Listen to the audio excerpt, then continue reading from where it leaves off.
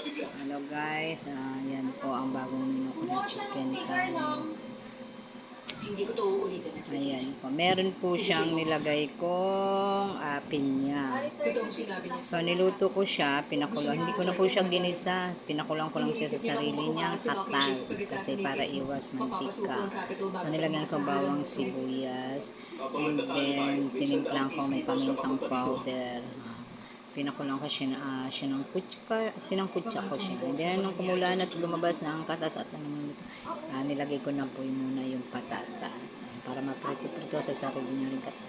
Then, pagluto na yung, malapit na maluto yung patatas, ay nilagay ko na yung gata. Purong gata po yan. And then, may curry powder. And then, tinimplahan ko na po siya. Kaya guys, maraming salamat sapagkat nagbigay pa rin ako sa inyo ng share na content. Siya po ay meron tidbits pineapple. Sinama ko na rin pati ang katas niya para malasa sa sabaw.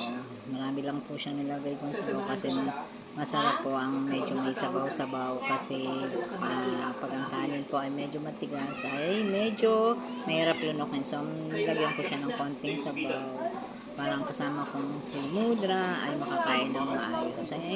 Hello guys, marami pong salamat sa inyong panonood at nakapag-share muli ako ng isa pa pong menu chicken curry na mayroon pong pineapple chunk.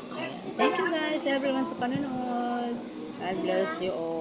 Luzon, Visayas, Mindanao, ka-reels and ka-followers, marami pong salamat sa inyo panonood. At lalo na sa aking pamilya, kaibigan, kapitbahay, at ang aking mga kamag-anak, Luzon, Visayas, Mindanao, at sa ibang bansa pa nagsusubaybay po sa aking video. Salamat, ingat po sa lahat, and God bless you all.